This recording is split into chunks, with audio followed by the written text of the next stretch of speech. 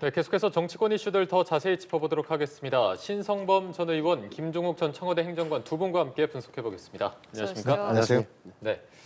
자, 먼저 국민의힘이 오늘 전국위원회를 열고 비상대책위원회 전환을 위한 마지막 절차를 진행하고 있는데요. 서병수 전국위 의장의 얘기를 듣고 대담 시작해 보도록 하겠습니다.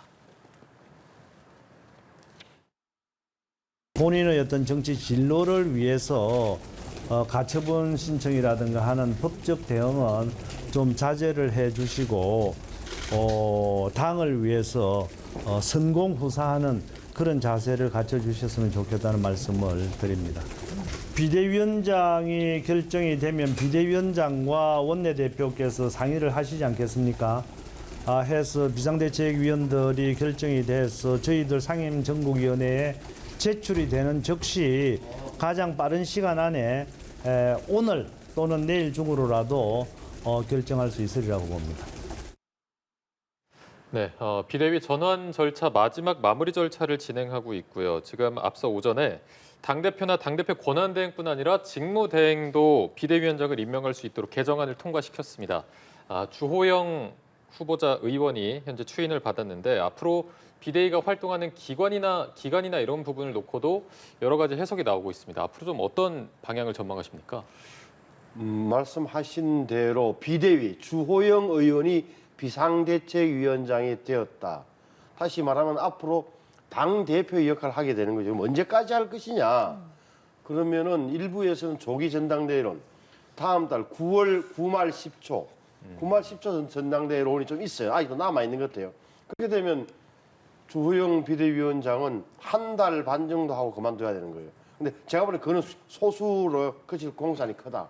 내년 1월까지는 갈 것 같다. 이러면 9, 10, 11, 12 한 넉 달 내지 5달 정도 비대위원장을 하면서 사실상 당대표 역할을 맡게 되는데 이 부분이 아마 당내에서도 합의는 안 돼 있지만 제가 보기에는 불가피하게 1월 전당대회가 유력해질 겁니다. 왜 그러냐면 9월 달 되면 정기국회가 시작되고 10월 달 되면 가장 큰 국회 행사라고 할 수 있는 국정감사가 있어요. 이 대목에서는 그렇게 지금 전당대회를 열 그런 시기도 아니에요. 제가 보기에는 그렇게 1월 달 전당대회로 결정될 공산이 커 보여요. 그렇기 때문에 이제 이 기간 동안에 주호영 비대위가 비대위원장을 새로 임명하면서 당의 지지율도 끌어올리고 윤석열 대통령 정부 행정부와 손발을 맞추는 과정이 있을 텐데 이렇게 되면 이제 아시는 대로 이미 밖에 나가게 된 집 밖으로 나가게 쫓겨난 이준석 오늘부로 이제 전 당대표가 됐네요. 전 당대표가 어떻게 할지 뭐 참 난감한 상황이 좀 많은 거예요. 그러니까 당내에서도 말은 안 하지만 꼭 이렇게까지 해야 되느냐는 그런 소수지만 그런 목소리도 좀 남아 있을 것 같고 해서 좀 여당이 참 어려운 지경에 저는 다시 한번 처했다고 저는 봐요. 예, 네. 말씀해주신 것처럼 전국위에서 이제 비대위원장 임명 절차가 완료가 되면 이준석 대표는 자동 해임이 되는데 이준석 대표가 또 법적 대응을 불사하고 있는 상황이기 때문에 말씀해주신 것처럼 국민의힘 당내에서도 우려의 시선이 계속되는 것 같습니다. 예, 뭐 핵심적으로는 이제 가처분 신청 여부인데요. 가처분 신청을 한다고 얘기했으니 가처분 신청을 하게 되면 두 가지겠죠. 가처분 신청이 인용이 되거나 기각이 되는 건데 인용이 될 경우 같은 경우는 아마 이중 결력이 발생하게 되는 거죠. 그러니까 직무대행 체제에서 비대위 체제로 넘어간 것이 절차적인 문제가 있다라고 하는 것을 인정했기 때문에 예. 아마 직무대행 체제로 가야 되는 것이고 그렇게 된다면 이준석 당 대표가 얘기하는 내용 자체가 사람들 정당성을 얻기 때문에 당 내부가 이중 권력 상황에 놓일 수밖에 없는 상황. 그래서 이 부분에 대해서 매듭을 져야 되는데 다시 이준석 당 대표의 의견과 다른 방식으로 가기 또 어려운 상황들이 만들어지기 때문에 계속 내용에 휩싸일 수밖에 없는 상황으로 갈 수밖에 없다라고 하는 신경들 하나 하고요. 이제 또 하나 이제 기각될 경우인데 이 문제 관련해서는 아마 이준석 당 대표가 정치적으로 좀 다시 본인이 복권하기 상당히 어려운 상황일 수 있을지 모르겠습니다만 이게 언제 결정할지 모르겠습니다만 9월 추석 때까지 계속 논란이 될 수밖에 없는 상황이라면 윤석열 정부의 지지율이 낮은 상황에서 계속 또 악영향을 수밖에 없는 상황이다라고 하는 것 하나하고 또 하나 이제 국민적 신뢰의 문제인 거예요. 저는 이준석 당대표와 이준석 당대표의 입장을 동의하는 분들의 주장이 나름대로 의미가 있어요. 왜냐하면 소위 헌법 8조 2항에 의하면 당은 정당한 민주적으로 운영된다고 얘기했음에도 불구하고 소위 사퇴한 최고위원이 그 회의에 가서 의결권을 행사해서 정국위가 열려서 그 정국위에서 비상 상황으로 규정하고 비대위가 등장한다라고 얘기하는 건 상당히 국민이 봤을 때는 상식적이지 않은 일들이 벌어졌거든요. 그랬을 때 새롭게 출범하고 있는 비대위든 아니면 전당대회를 통해서 출범하게 될 어떤 새로운 지도부든 국민적 신뢰를 얻을 수 있겠는가. 그리고 본인들이 얘기하고 있는 비상 상황의 혁신이라고 하는 것들에 대해서 국민이 동의할 수 있을 것인가라고 하는 큰 난제가 있기 때문에 이런 두 가지 부분에서 어떻게 돌파할 수 있을 것인가. 거기다가 지금 또 윤 정부의 지지율이 낮은 상황이기 때문에 삼중고에 좀 빠져 있다고 생각을 합니다. 네. 지금 김 교수님 말씀을 잘 해주셨는데 저는 제 생각은 이런 겁니다. 그러니까 뭐 절차상의 문제가 분명히 있을 수 있다. 그런데 이것을 법원이 어떻게 판단할까 저도 잘 모르겠어요. 하지만 현실 정치를 하는 사람 입장에서 보자면 정치 현실은 또 내혹한 측면이 있다는 점도 지적 안 할 수가 없어요. 그러니까 다시 말하면 이제 와서 윤석 대표가 굉장히 억울하고 섭섭하고 뭐 아주 뭐 이럴 수가 있냐는 아마 그런 뭐랄까 도저히 납득이 안 되는 상황일 거라고 느껴지겠지만 그렇다고 해서 이제 와서 뭐 징계를 철회할 수 있느냐 다시 말하면 징계를 철회할 수 있느냐는 문제 또 6개월 후에 윤석 대표가 전 대표가 복귀해가지고 당을 제대로 이끌어갈 수 있겠느냐 현실적으로 왜 네. 대통령과 이렇게 완전히 틀어진 사실이 온 국민 앞에 노출된 마당에 당대표를 다시 할 수 있겠는가 아니 그렇게 복귀하더라도 당 운영이 어려울 것 아니냐 이런 현실론이 있단 말이에요.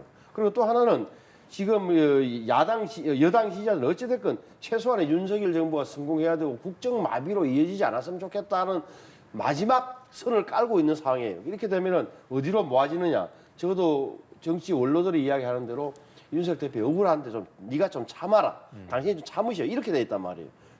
인식 지점이. 그래서 저는 그래야 정치적 미래가 있다고 보는 거예요. 저는 한마디 덧붙인다면 지금 이런 일련의 흐름 속에서 윤석 대표의 축출 과정에서 이른바 윤핵관들의 실력 또 그들의 의도에 대해서는 온 국민이 알게 됐어요. 사실을 냉정해 보면. 그래서 윤석 대표의 행태도 어떻게 보면 싫은 측면이 있지만 그럼에도 불구하고 젊은 사람 저렇게 꼭 해야 되느냐. 윤핵관들은 도대체 어떤 사람들이냐. 여기에 대한 게 국민들은 이미 알고 있어요.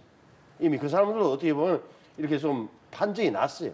다만 뭐 앞으로 어떻게 될지 모르지만 그렇다면은 국민의 판단을 믿고 이 대표도 윤석 대표도 한 발 물러설 필요가 있다. 법적 분쟁까지는 가지 말고 제 개인적인 느낌이고요.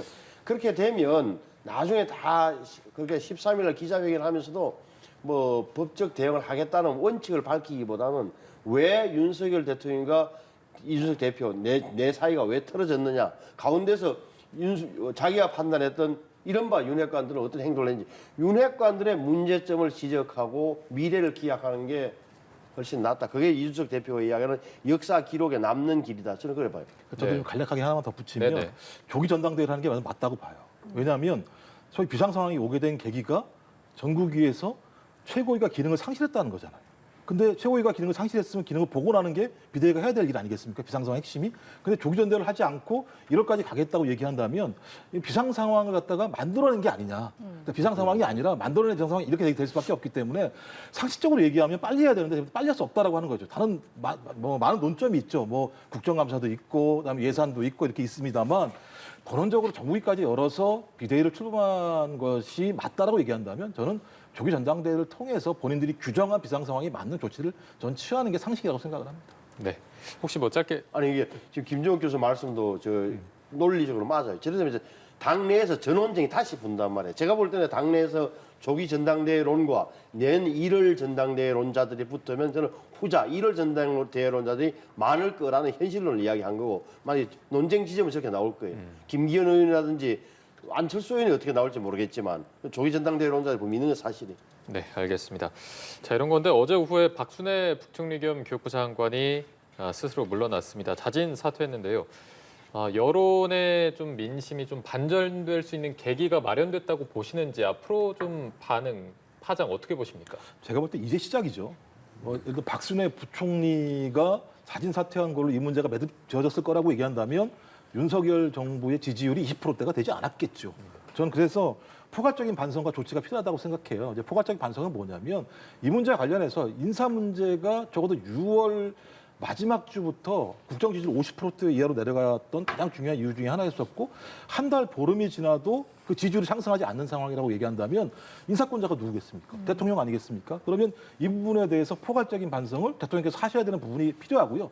반성만으로 안 되죠. 말로만 되겠습니까? 거기에 많은 조치를 취해야 되는데 저는 기본적으로 인사를 추천하고 검증한 단위가 분명히 있을 거 아니겠습니까? 예. 전 그렇다면 그건 그 인사 추천과 검증 라인에 대한 인사 조치가 필요할 것이라는 생각이 드는 것이고 또 하나는 지지율이 이렇게 하락했음에도 불구하고 반전을 못하게 한 대통령실 내의 비서실장, 정무수석, 홍보라인에 대해서는 당연히 인적 조치가 필요하다는 생각이 드는 것이고 마지막으로는 행정안전부 장관 같은 경우도 어떤 형태로든지 좀 가름을 타야 된다는 생각이 분명히 들어요. 왜냐하면 경찰국 신설 문제와 관련해서 상당히 큰 논란이 있었기 때문에 그런다는 말씀을 드리는 것이고요. 또 정책kon선이라는 부분과 관련해서 내각이 잘 움직이지 않는다는 얘기도 분명히 있습니다. 저는 그래서 이게 포괄적인 당이야 정책이 할지 모르겠어요. 워낙 지금 논란이 많으니까. 하지만 소위 정대 이 두 차원에서는 대통령의 포괄적인 반성, 진심 어린 반성과 거기에 입각한 저도 국민이 납득할 만한 어떤 실행을 하지 않게 된다면 일단 미봉책이라는 평가를 받을 수밖에 없어요. 그랬을 때 지지율이 다시 상승할 수 있을까? 쉽지는 않을 거라는 생각이 듭니다. 예, 인선 논란이 계속된 것에 대한 포괄적인 반성의 차원에서라도 대통령실의 어떤 고강도 인적 쇄신도 필요하다라는 말씀이신데 그 부분에 대해서도 동의를 하십니까? 원칙적으로 동의하죠. 그러니까 지지율을 다시 끌어올려서 국정 동력을 회복해야 된다. 그걸 위해서는 국정 쇄신이 필요하고 국정 쇄신의 가장 큰 틀은 어차피 사람을 바꾸는 거다. 인적 쇄신이다라고 뭐 누구도 반박 못하는 사실이에요. 그래서 야당은 이제 박순애 장관 가지고 부총리 가지고 안 된다. 전면적으로 쇄신하라고 그렇게 다시 말하면 많이 갈아치우라고 이제 공격을 하는 대목이 있는 건데 굳이 대통령 입장에서 보자면은 지금 보건복지부 장관 후보자도 없는 아직도 내각이 구성이 완료 안 된 상태에서 지금 야당의 공격에 의해서 밀리기는 굉장히 싫을 겁니다. 그거는 저는 정치 현실적으로 되게 어려워요. 왜냐하면 대안도 찾아야 되고 사람을 벗어 내보내는 게 능사가 아니기 때문에 그래요. 그는 제가 보기에는 8월 17일 정도 취임 100주년에 100일 맞아서 100일 맞이 기자회견을 하면서 자기 나름대로 이제 앞으로 인사 구상을 대통령이 밝히면 되는 거예요. 어떻게 예. 앞으로 하겠다든지 고치겠다든지. 오히려 이제 문제는 청와대에 가서는 대통령실이 될 거예요. 아마 대통령실이라는 게 이렇게 보면 아시는 대로 대통령실 전반적으로 정책 기능은 어떤지 모르지만 판단은 좀 다릅니다만 정무 기능 이른바 더 크게 보고 뭐 당과 대통령실 어떻게 대통령실과 야당 관계 이런 게 전혀 안 보인다는 정무 기능이 약하다 너무 약하다 판단도 떨어진다 종합적인 능력이 이런 부분에 대한 비판은 상당히 많잖아요. 그래서 대통령실의 개편 내지 보강은 뭐 어쩔 수 없는 대목이 더 있다라고 저는 보여진다. 그래서 대통령이 어떤 선택을 할지 모르겠는데 아마 좁혀지기로는 모든 공격 지점은 비서실장 뭐 이렇게 정무수석 이렇게 쏟아질 것 같아요. 근데 저는 한 말씀만 더 붙이면 대통령이 지금 위기의식을 가진 것은 굉장히 다행이에요. 말씀하시는 것도 그렇고 국민의 눈높이에서 다시 점검해 보겠다는 말씀에 근데 위기 관리 능력, 돌파 능력을 전략을 갖고 있느냐, 방책을 갖고 있느냐는 부분은 좀 다른 건데 인식을 좀 더 강하게 해야 된다. 왜냐하면 지금 이른바 척건들 이야기, 예를 들어서 대통령실의 시민사회 수석이 굉장히 강한 정책 성향을 가진 유튜브 방송에 출연해서 뭐 프레임 이야기를 한다든지 지지율이 낮은 이유를 또 하나 그 핵심 의원 중에 한 분인 이철규 의원이 지지율 하락의 원인으로 이준석 대표가 비협조적이었다는 부분, 당내 분란 그리고 하나는 여론조사 기관의 성향 때문이라고 하는 이런 표현은 잘못되면 대통령도 이런 사람들의 말을 듣고 보좌를 받으니까 윤석열 대통령도 혹시 이런 인식 갖고 있는 거 아니야? 라는 인식을 주기 쉬워요. 그래서 저는 이런 대목에 대해서는 대통령도 과감하게 지금까지 인식과는 완전히 일대 전환을 하는 그런 각오가 필요하다고 저는 봅니다. 네, 앞서 이제 행정안전부 장관 이상민 장관에 대한 언급도 좀 해주셨는데 그 부분에 대해서는 저는 이제 교수님하고 전혀 생각이 달라요. 그러니까 저는 경찰국은 어차피 이전에 행정안전부 장관과 경찰청 사이에 딱 한 사람 서 있었던 시안정책관, 경무관 그 사람 자리를 조직적으로 보좌하는 색과 16명의 그 조직이 들어선 것 외에 다시 말하면 인사를 지금까지는 청와대와 경찰청이 했던 것을 행안부 장관과 장관이 주류하겠다는 그 의미 외에는 큰 의미가 없다. 고위직 인사를. 따라서 여기에 대해서도 경찰들이 그러면 장관이 완전 우리를 장악하려 하네. 그러면 어디에 장악당할 겁니까? 어디에? 그리고 국가기관인데 네네. 그런 의미에서는 저는 행안부 장관에 해당하는 야당 입장에서는 굉장히 한동훈 장관과 더불어서 검경장악의 양 장관이라고 표현하고 싶고 하고 굉장히 뭐 떨쳐대고 싶겠지만 제가 보기에는 별로 큰 명분은 저는 없다고 봅니다. 네, 알겠습니다. 저희가 마지막으로 민주당 얘기도 한번 해보도록 하겠습니다. 차기 지도부 선출하는 지역순회 경선이 진행되고 있는데 지난 주말 사이의 결과를 보면 어대명, 확대명 얘기가 더 굳혀지는 것 같습니다. 예. 지금에서는 뭐 사법 리스크, 사당화 논란 공세가 계속되고 있는데 관전 포인트 저희가 좀 어떻게 봐야 될까요? 일단 제가 볼 때는 뭐 말씀하신 것처럼 확대명이 거의 이제 가시화되는 상황이기 때문에 그런 상황에서 오로지 변수는 제가 볼 때는 이재명 후보 본인이라 생각이 들어요. 말씀하신 것처럼 뭐 언론 같은 경우는 단일화를 어떻게 할 거냐, 그다음에 충청이라고 하는 지역, 호남이라고 하는 지역에서 권리당원들이 어떤 판단을 할 거냐 이런 얘기들이 많이 나옵니다만 네. 변수가 되긴 어려운 상황으로 갔다. 그럼 변수가 뭐냐? 하나는 소위 이제 경선 기간 동안에 중대한 실수를 범할 것인가 이재명 후보가. 근데 제가 볼 때는 오랜 동안 선거를 해왔었기 때문에 그런 변수는 많지 않을 거라는 생각이 드는 것이고요. 이제 두 번째는 이제 말씀하신 사법 리스크입니다.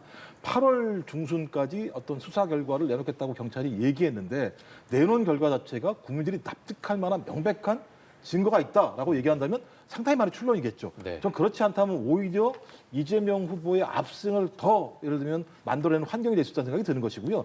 더 중요한 문제는 저는 전당대회의 어떤 결과가 더 중요한 게 아니라 그 이유라고 봐요. 그러니까 전당대회 이후에 이재명 후보에 대한 많은 우려들을 불식하면서 중도층까지도 포괄할 수 있을 만큼의 본인의 자세와 태도를 변화시키는 리더십을 보여줄 수 있을 것인가. 남아있는 기간 동안 저는 우리 관전 포인트는 거기에 저는다는 생각이 드는 것이고요. 네. 정말 그런 걸 잘 해낸 다음에 제가 볼 때는 지금 윤 정부에 맞설 수 있는 야당의 후보로서는 의미가 있습니다만 아직까지 여러 가지 이런 잡음들이 분명히 있지 않습니까?